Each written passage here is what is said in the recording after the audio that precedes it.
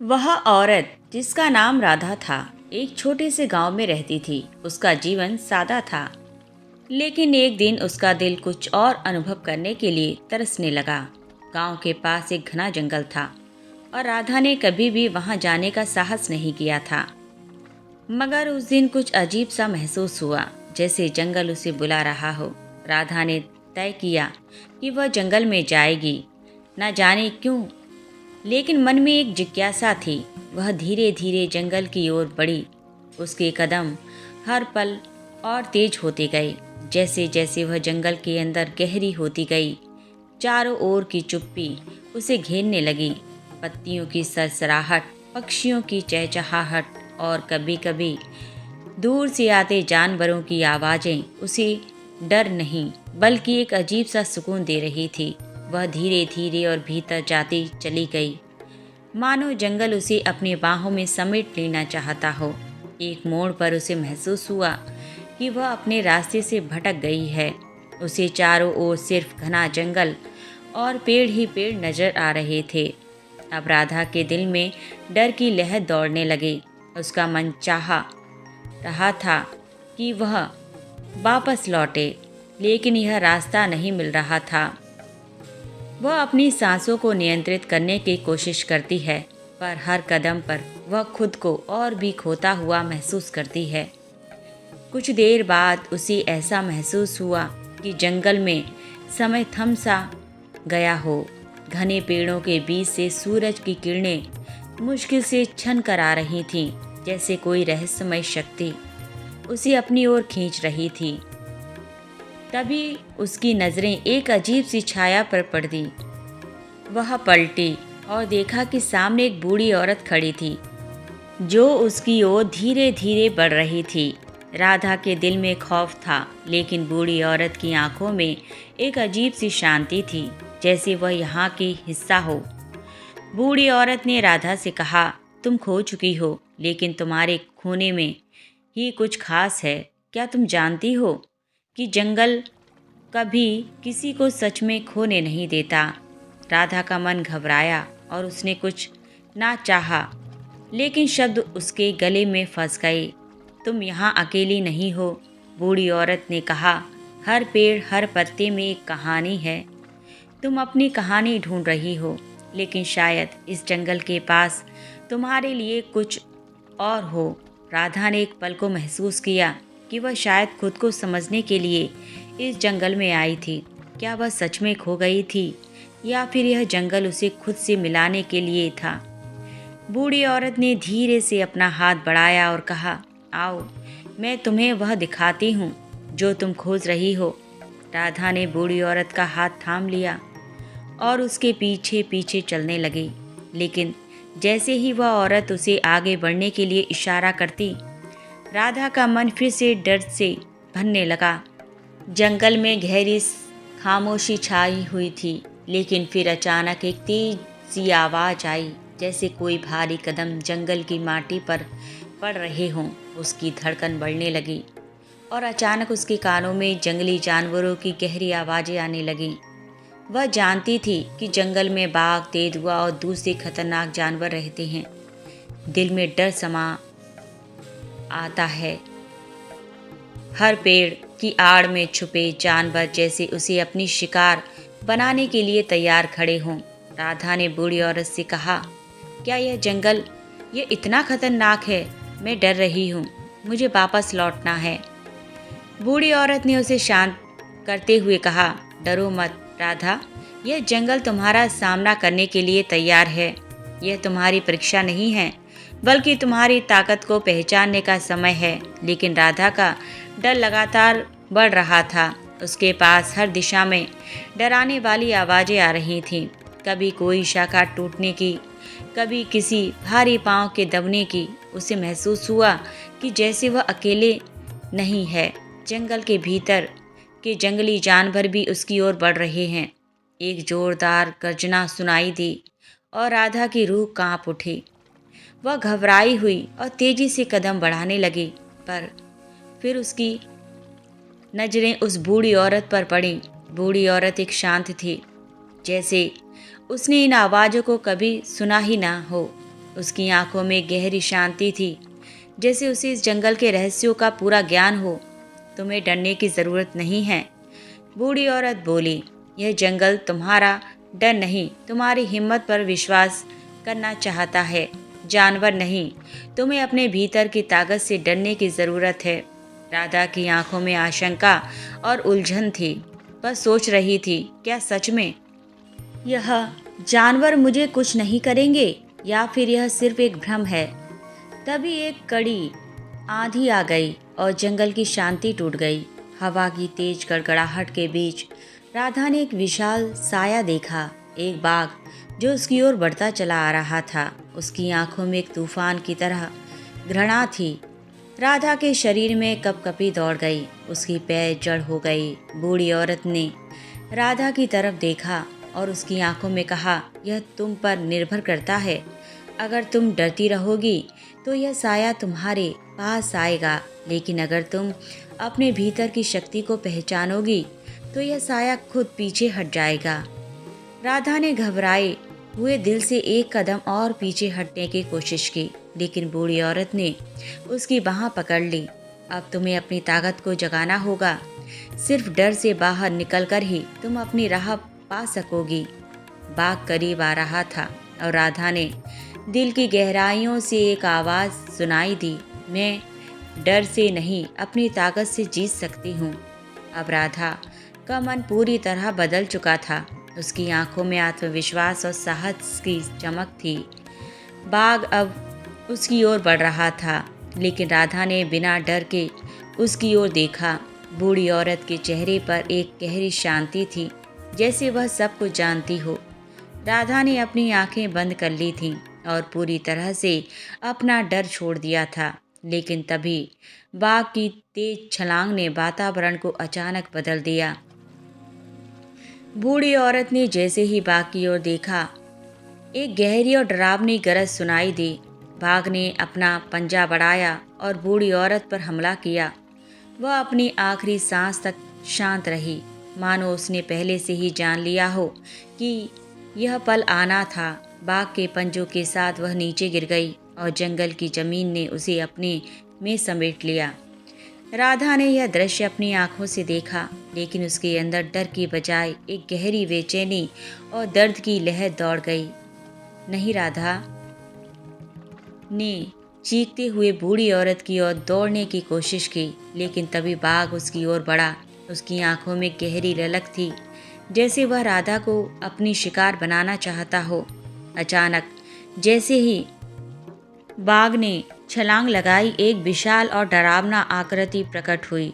यह कोई इंसान नहीं था, बल्कि एक दैत्य था, जो आकार में एक मानव जैसा था, लेकिन उसकी त्वचा पर धब्बे थे और आंखें जो लाल रंग की जलती हुई अंगारों जैसी चमक रही थी। उसका शरीर ताकत भरा हुआ था और वह एक भयंकर ऊर्जा से लहराते हुए बाघ के सामने खड़ा हो गया। बाघ ने उसे देखा और एक पल के लिए वह रुक गया, जैसे उसे किसी अज्ञात शक्ति का सामना हो रहा हो। दैत्य ने अपनी विशाल मांसपेशियों को खींचते हुए बाघ को एक जोरदार धक्का दिया और बाघ उस धक्के से दूर जा गिरा। उसकी गरज हवा में गूंज उठी और बाघ रुककर गुस्से से भरा हुआ पीछे हटने लगा। तुम औरत को नुकसान नहीं पहुंचाओगे। दैत्य की आवाज़ गहरी और गंभीर थी और राधा के दिल में एक अजीब सा विश्वास जागा। बाघ अपनी जगह पर रुका और फिर धीरे धीरे पलटकर जंगल में भाग गया, मानो वह इस दैत्य से लड़ने का साहस नहीं रखता था। राधा ने सुस्त कदमों से उस विशाल दैत्य को देखा, जो उसकी रक्षा कर रहा था। वह अब भी हैरान थी और उसकी समझ में नहीं आ रहा था कि यह सब कुछ क्या हो रहा था। दैत्य ने उसकी ओर देखा और उसकी आंखों में गहरी ताकत थी। उसकी आवाज़ गहरी और ध्वनित थी। तुम यहाँ क्यों आई हो, राधा? राधा ने डरते हुए कहा। तुम तुम कौन हो? उसकी आवाज़ कांप रही थी। तुमने बाघ को कैसे हराया? दैत्य ने उसकी ओर एक स्थिर नज़र डाली और फिर जवाब दिया, मैं इस जंगल का संरक्षक हूँ। यह जंगल तुम्हारा सामना करने के लिए नहीं था, बल्कि तुम्हारे भीतर की शक्ति को पहचानने के लिए था। तुम जो डर से भाग रही हो वह तुम्हारी कमजोरी नहीं बल्कि तुम्हारी ताकत का हिस्सा है। राधा कुछ देर चुप रही। उसकी आंखों में सवाल थे और दिल में दुविधा। तो यह सब मेरे भीतर की शक्ति का हिस्सा था। मुझे डरने की बजाय इसे अपनाना चाहिए था। हाँ, दैत्य ने धीरे से कहा, तुमने जो रास्ता चुना था वह तुमसे यह सवाल पूछने के लिए था। जंगल ने तुम्हें केवल खुद से मिलाने का रास्ता दिखाया। राधा अब भी उलझन में थी, लेकिन दैत्य के शब्दों में कुछ ऐसा था जो उसके भीतर एक नई उम्मीद की किरण जगा रहा था। वह जानती थी कि यह केवल शुरुआत है और जंगल ने उसे अपनी पूरी ताकत को समझाने का मौका दिया था। अब क्या होगा? राधा ने पूछा और दैत्य की ओर बढ़ते हुए कहा, क्या मुझे यहाँ रहना होगा? दैत्य ने मुस्कुराते हुए उत्तर दिया, यह सब तुम्हारी यात्रा है। राधा, तुम तय करोगी कि अब तुम्हें कहाँ जाना है। जंगल तुमसे यह पूछ रहा है कि तुम अपनी पूरी क्षमता से क्या करोगी। और इस तरह राधा ने महसूस किया कि उसकी यात्रा बस शुरू हुई थी और उसे खुद को जानने का पूरा समय था। जंगल में और भी बहुत कुछ था जो वह समझ नहीं पा रही थी, लेकिन अब वह तैयार थी। राधा ने दैत्य की ओर देखा और उसके विशाल शरीर और भयानक रूप से डरते हुए भी उसकी आंखों में एक अनजानी सुरक्षा और शांति महसूस की। वह जानती थी कि अब वह अकेली नहीं है। दैत्य ने धीरे धीरे कदम बढ़ाए और राधा के पास आकर बोला, तुम डरो मत राधा, मैं तुम्हारी मदद के लिए यहाँ हूँ। इस जंगल का संरक्षक बनने से पहले मैंने भी बहुत कुछ सीखा है। राधा चुपचाप उसे देखती रही। उसकी आवाज़ में कुछ था जो उसे यकीन दिलाता था कि दैत्य कोई सामान्य प्राणी नहीं था। धीरे धीरे उसकी घबराहट कम हुई और वह उसने पूछा, तुमने यह सब कैसे सीखा? तुम कैसे जानते हो कि मैं यहाँ क्यों आई हूँ? दैत्य ने अपनी आंखें बंद की और फिर एक गहरी सांस लेकर कहा, जब मैं पहली बार इस जंगल में आया था तो मुझे भी डर था। मुझे भी लगता था कि मुझे अकेले रहना होगा, लेकिन जंगल ने मुझे ये सिखाया कि डर को अपनाने से ही हम अपनी सच्ची ताकत को पहचान सकते हैं। तुम्हारी तरह मुझे भी खुद को समझने में समय लगा था। राधा अब उसकी बातों में दिलचस्पी लेने लगी। वह धीरे धीरे समझने लगी कि यह दैत्य सिर्फ एक संरक्षक नहीं बल्कि एक मार्गदर्शक था जो उसे जंगल के गहरे रहस्यों से परिचित कराएगा। लेकिन अगर तुम भी डरते थे, राधा ने उत्सुकता से पूछा, तो तुमने उसे कैसे पार किया? क्या तुमने कभी सोचा था कि तुम खुद को खो बैठोगे? दैत्य की आंखों में एक छाया सी आई, लेकिन फिर वह मुस्कुराया।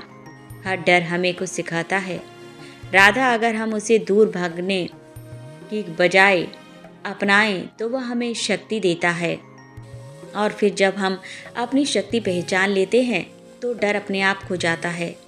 धीरे धीरे राधा और दैत्य के बीच एक अजीब सी दोस्ती विकसित होने लगी। वह न केवल जंगल के बारे में सीख रही थी बल्कि वह अपने भीतर की ताकत को भी पहचानने लगी थी।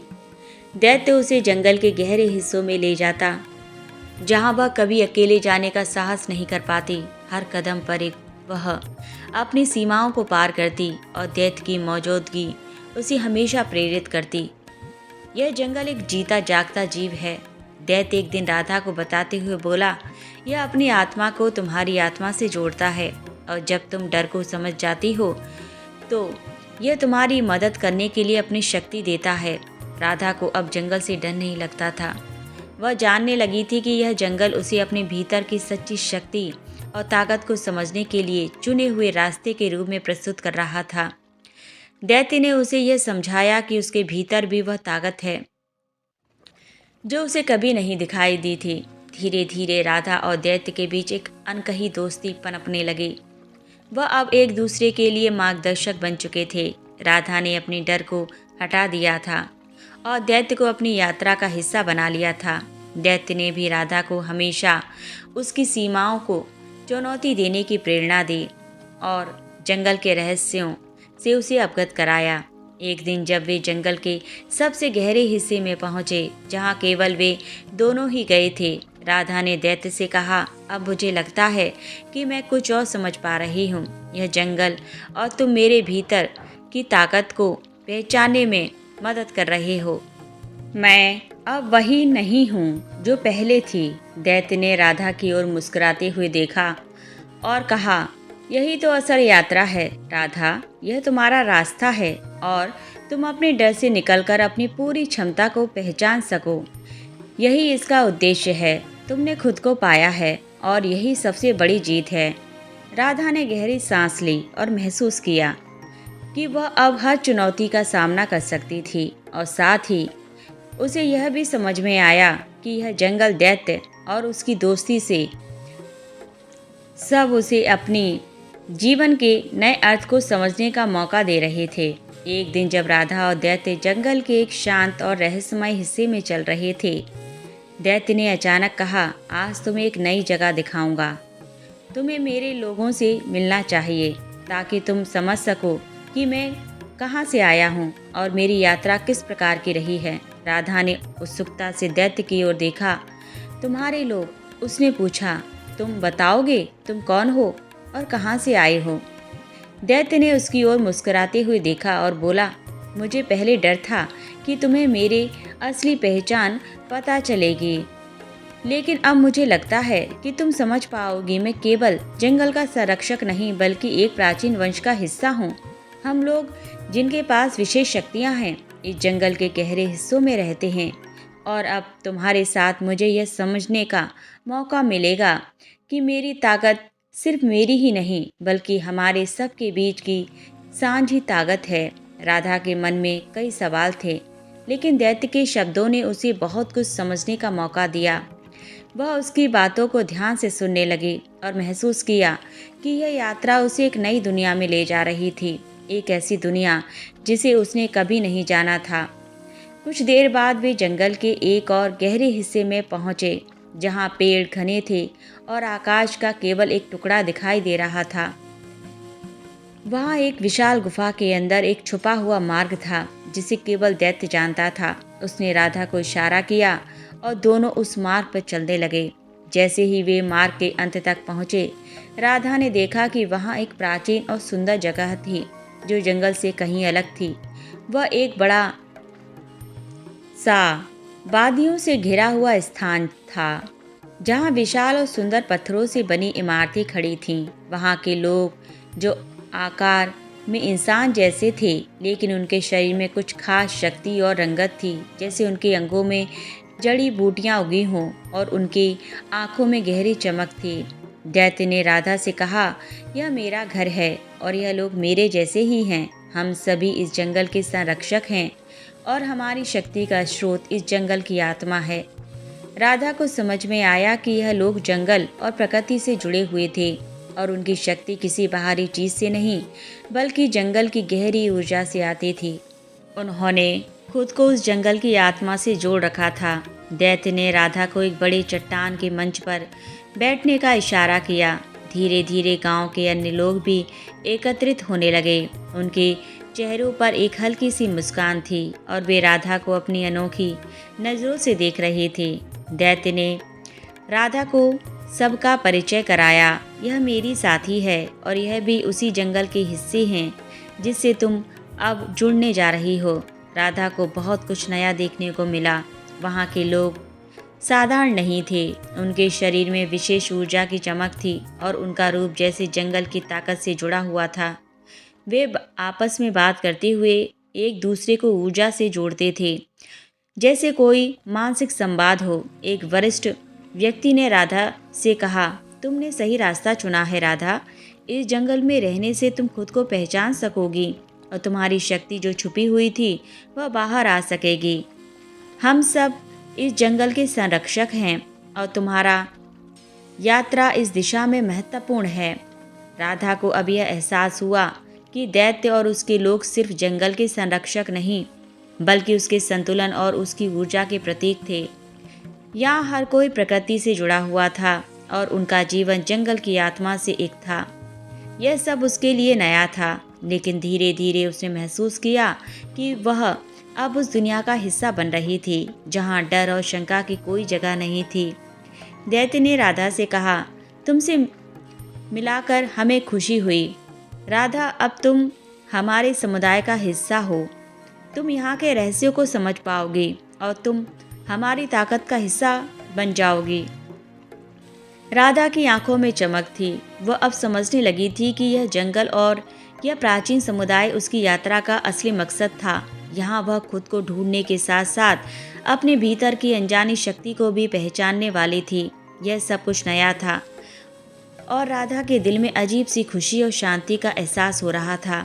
वह अब जानती थी कि उसकी यात्रा अब शुरू हुई थी और इस जंगल और उसके लोग उसे एक नई दिशा में ले जाएंगे।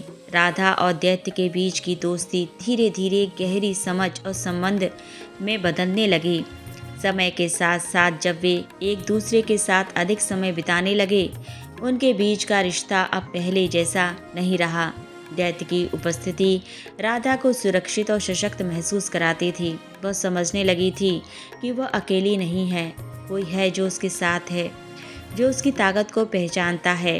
दैत्य के साथ बिताए गए हर पल ने राधा के दिल में कुछ नया और अनोखा पैदा किया। वह पहले की तरह डरी सहमी नहीं रहती थी।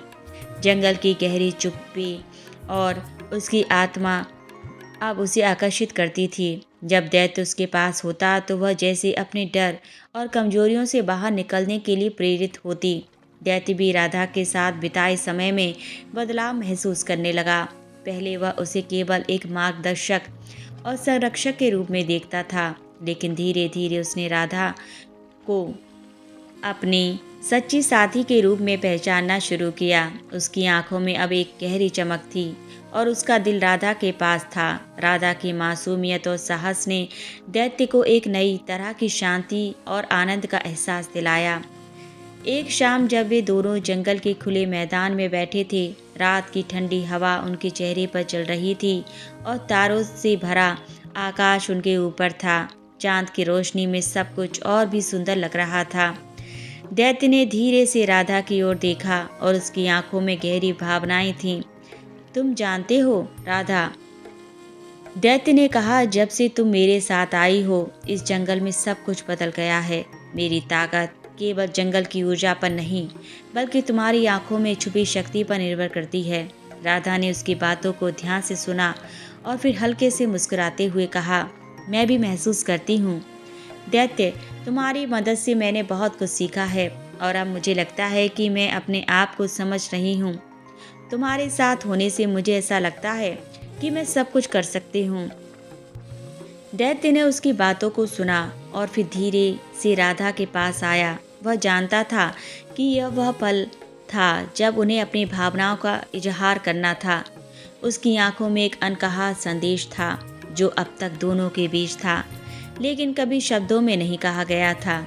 राधा, दैत्य ने धीरे से कहा, मैं अब भी तुम्हारे साथ इस जंगल में हूँ, तुम्हारा संरक्षक नहीं बल्कि तुम्हारा साथी। तुम मेरे जीवन का हिस्सा बन गई हो और यह महसूस करता हूँ कि जो कुछ भी हमारे बीच है वह केवल दोस्ती से कहीं बढ़कर है।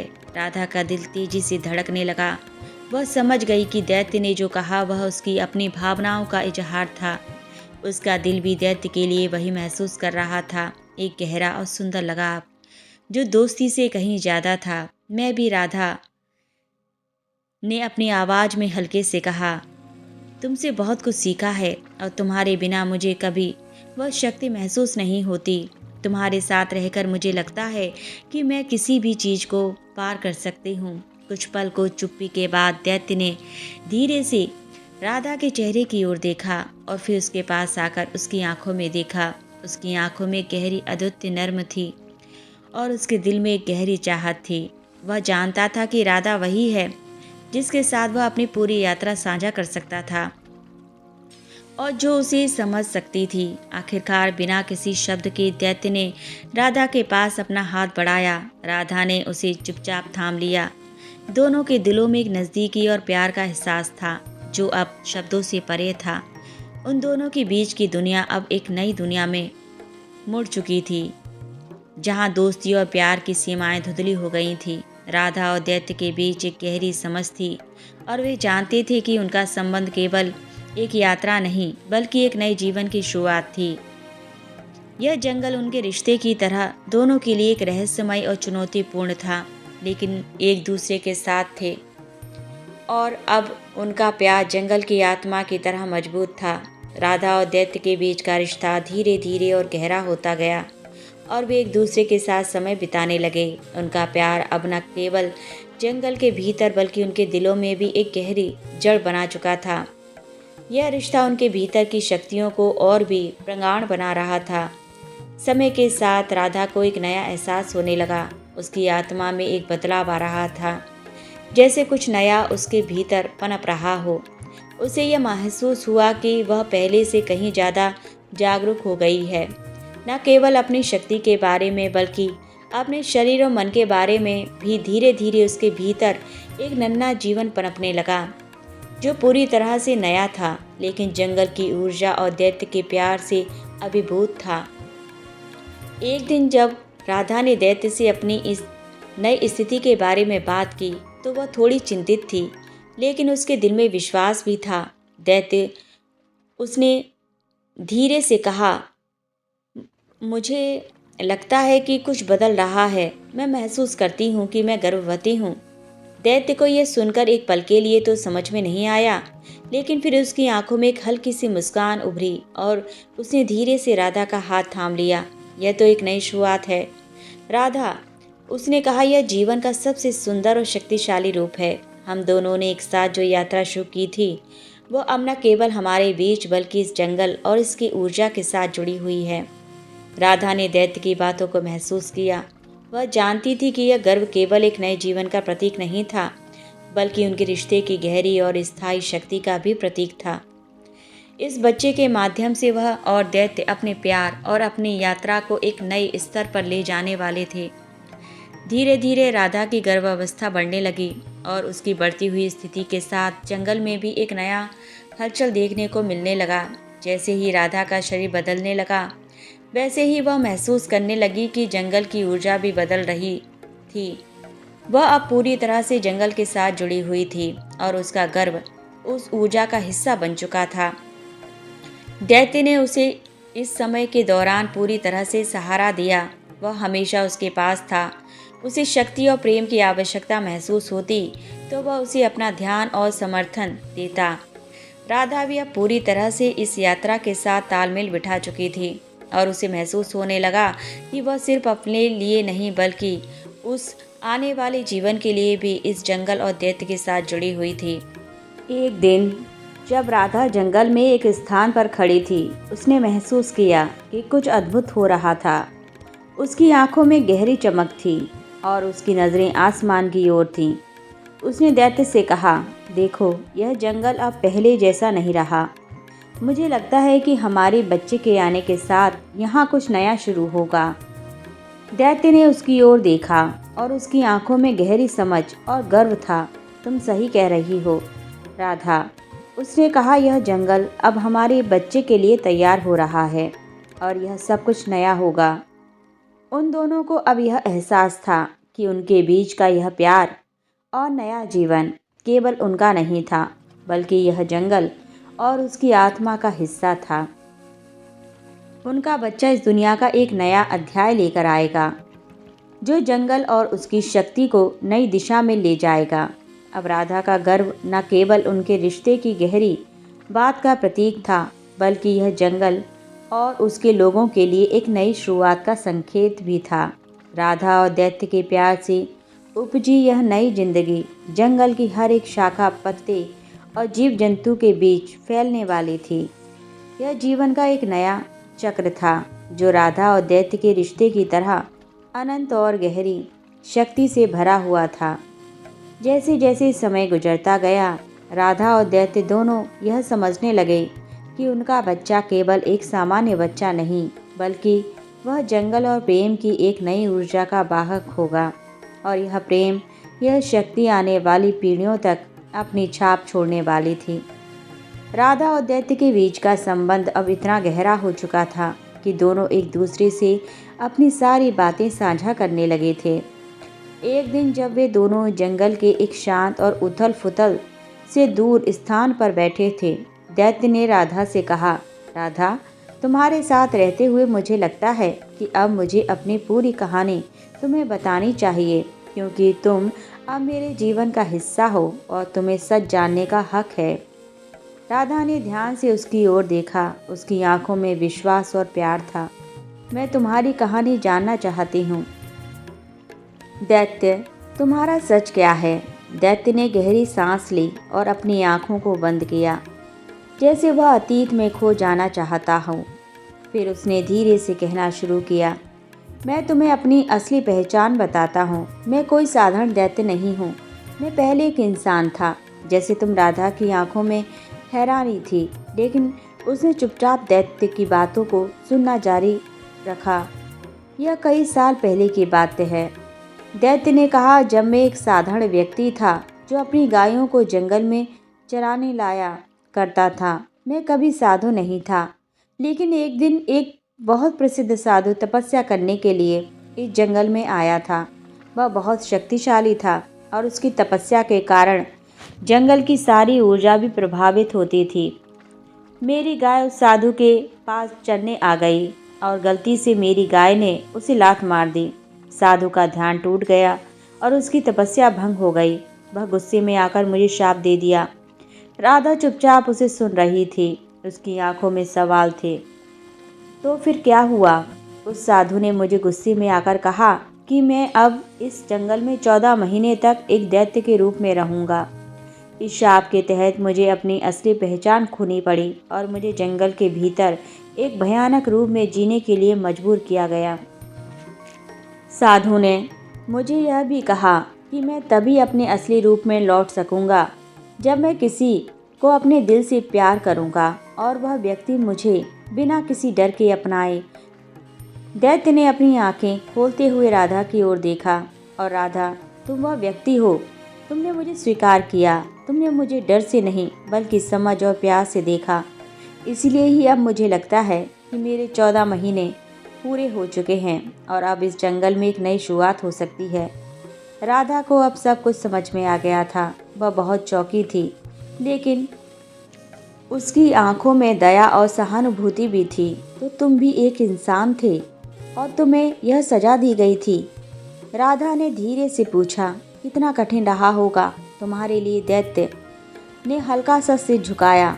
हाँ, बहुत कठिन था। इस रूप में मैंने बहुत कुछ खो दिया, लेकिन अब तुम्हारे कारण मुझे लगता है कि मुझे अपनी सजा पूरी करने का मौका मिला है। अब इस जंगल और मेरे लिए सब कुछ बदलने वाला है। राधा ने उसकी बातों को समझा और फिर उसने धीरे से उसकी ओर बढ़ते हुए कहा, तुमने जो भी महसूस किया, जो भी सहा, मैं समझती हूँ, लेकिन अब तुम्हारा समय बदलने वाला है। तुम एक नए जीवन की ओर बढ़ सकते हो। तुमने पहले भी अपनी सजा को स्वीकार किया। अब तुम्हें अपने प्यार और सत्य को भी स्वीकार करना चाहिए। दैत्य ने राधा की ओर देखा और उसकी आंखों में गहरी कृतज्ञता थी। उसने धीरे से राधा का हाथ थामा और कहा, तुम सच में मेरी सबसे बड़ी ताकत हो। राधा, तुमने मुझे उस डर से बाहर निकाला जो मैं अपनी असली पहचान के बारे में महसूस करता था। तुम्हारे साथ मैं अब सच्चाई से भागने के बजाय उसे गले लगा सकता हूँ। यह पल उनके रिश्ते का एक नया मोड़ था, जहाँ प्यार और सच्चाई ने अपनी पूरी शक्ति का एहसास दिलाया। दैत्य पूरी तरह से राधा के साथ था और वह जानता था कि यह उनका समय था। समय अपनी सजा को खत्म करने का और नए जीवन की शुरुआत करने का। अब राधा और दैत्य दोनों जानते थे कि उनके रिश्ते की शक्ति ने न केवल दैत्य की सजा को समाप्त किया, बल्कि यह जंगल की आत्मा और उनके भविष्य का नया अध्याय भी था। यह प्यार और सच्चाई का संगम था जो उनके रिश्ते को और भी मजबूत बनाता था। दैत्य की सजा का समय अब खत्म हो चुका था और एक दिन जब राधा और वह दोनों जंगल के एक शांत कोने में बैठे थे, एक अद्भुत बदलाव हुआ। राधा ने देखा कि दैत्य की शरीर की संरचना धीरे धीरे बदलने लगी। उसका रूप अब पहले जैसा डरावना नहीं रहा। उसकी विशालता, उसकी भयानक आकृतियां सब धीरे धीरे मध्यम होने लगी और उसकी जगह अब एक साधारण सुंदर मनुष्य का रूप ले लिया। राधा ने विस्मय से उसकी ओर देखा। उसकी आंखों में एक नई चमक थी और उसका चेहरा पूरी तरह से मानवीय था।